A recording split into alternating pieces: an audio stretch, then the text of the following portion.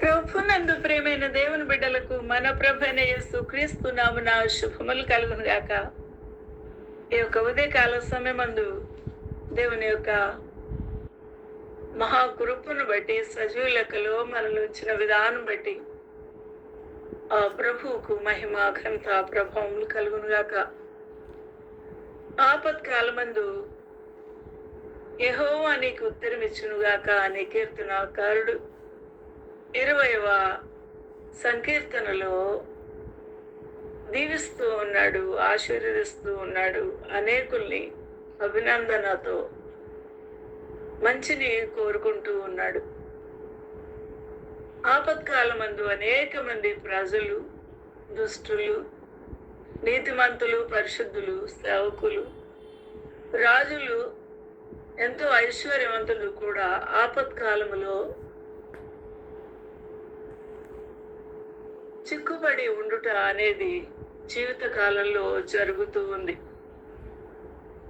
అటువంటి సమయంలో వారు ఎవరికి కూడా చెప్పుకోలేని పరిస్థితుల్లో, ఎవరికి మొర్ర పెట్టుకోలేని స్థితిలో, ఎవరు విడిపించరు అన్న పరిస్థితుల్లో యెహోవా దేవుడు నీకున్నాడు కదా, ఆయన నీకు ఉత్తరం ఇచ్చును. నువ్వు మొర్రపెట్టు, నీకు ఉత్తరం ఇచ్చును. యాకోబు దేవుని నామము నిన్ను ఉద్ధరించును గాక. ఆయన ఇశ్రాయేలు కాపాడువాడు, కునుకడు, నిద్రపోడు, అట్టి దేవుడు నీ దేవుడు. ఆయన నిన్ను ఉద్ధరించేవాడు అని ఎంతో విశ్వాసముతో, గొప్ప ధైర్యం కలిగి, నిరీక్షణతో ఈ వాక్యముతో మనల్ని తప్పరిలా చేస్తూ ఉన్నాడు, బలపరుస్తూ ఉన్నాడు. దావీదు మహారాజు యొక్క వ్యక్తిగత అనుభవముతో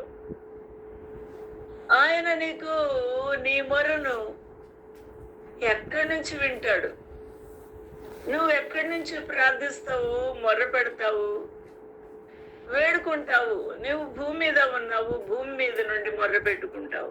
కానీ ఆ ప్రభు ఎక్కడున్నాడు? పరిశుద్ధ స్థలములో ఉన్నాడు. ఆ మహోన్నతమైన మహామహిమలో వసించుచూ ఉన్నవాడు. పరిశుద్ధ స్థలములో నుండి ఆయన నీకు సహాయము చేయునుగాక. ఏ విధంగా సహాయం చేస్తాడు మనం ఎరగము. ఎవరిని ప్రేరేపిస్తాడు, ఏ పరిస్థితుల్ని మార్చివేస్తాడు, ఏ అధికారుల్ని మారుస్తాడు, ఏ చట్టాలని తిరగ రాయిస్తాడో మనకు అంతు పట్టని ఆ ఆశ్చర్యమైన సహాయము పరిశుద్ధ స్థలములో నుండి ఆయన నీకు సహాయం చేయనుగాక. సియోనులో నుండి, యెరూషలేములో ఉన్న ఆ సియోను పర్వతములో నుండి నిన్ను ఆదుకొనును గాక. The Lord hear thee in the day of trouble. The name of God of Jacob defend thee and send thee help from the sanctuary and strengthen thee out of Zion. Henceforth you submit your desire and your requirement, and whichever you are pleading before the mighty God, submit it. నీ కోరికను సిద్ధింపచేసి నీ ఆలోచన యావత్తు సఫలపరిచే దేవుడు. నువ్వేం ఆలోచిస్తున్నావో, ఎలా తప్పించుకోవాలని నువ్వు ప్లాన్ చేసుకుంటూ ఉన్నావో, ఎవరు నీకు సహాయకులుగా ముందుకు రావాలని అనుకుంటూ ఉన్నావో, నీకు ఎటువంటి ఆపద నుండి ఎవరు తప్పించాలని నువ్వు అనుకుంటున్నావో ఆ ఆలోచన యావత్తు సఫలపరుస్తాడు.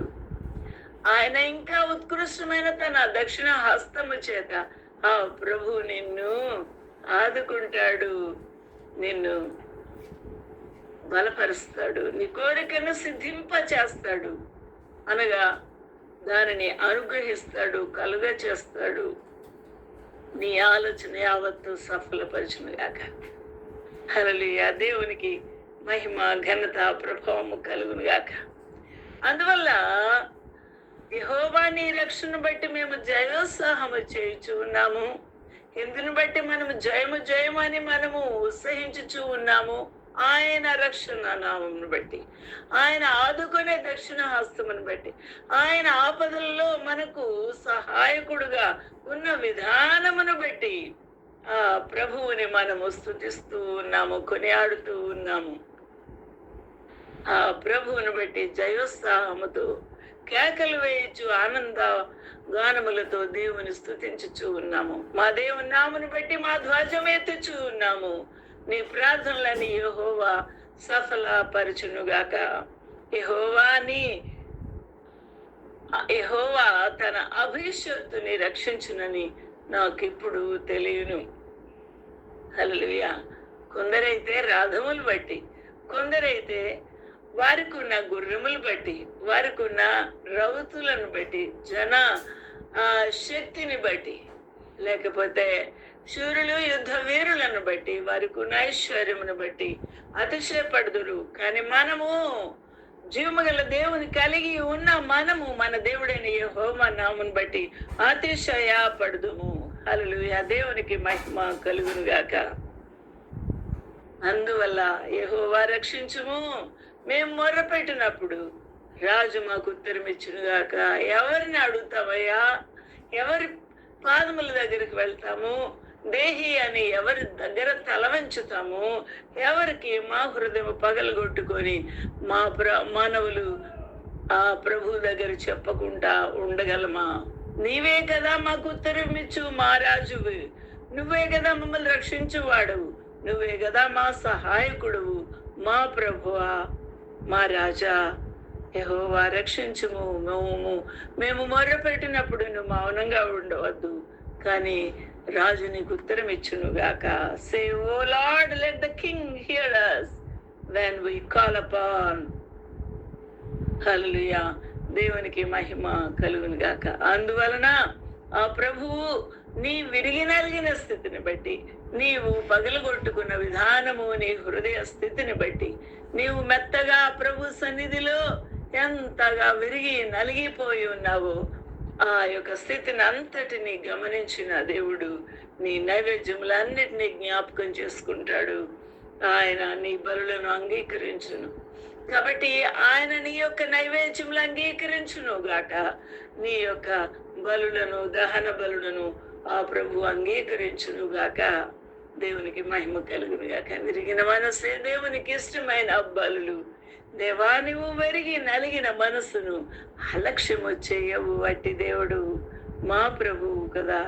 అందును బట్టి నీ సన్నిధికి మేము విరిగి నలిగిన స్థితిలో వచ్చి ఉన్నాము ప్రభువా అని దావీదు మహారాజు మనందరి పక్షంగా మనల్ని బలపరుస్తూ దేవుని యొక్క ఆశీర్వాదములను మనకు అందించుతూ ఉన్నాడు. ఈ రోజున ప్రభువు ఆ విధంగా మనకు సహాయం చేసి ఆ ప్రభువుకు స్తుతి, ఆరాధన, అర్పణ, విరిగి నలిగిన స్తుతుల అనుతులతో స్తుతించే భాగ్యము ప్రభు మనకు అనుగ్రహించి ఉంటుండగా మౌనంగా ఉండగా దేవుని స్తుతించి ఆ ప్రభు నామం పేరట జయోత్సాహము చేయుదము.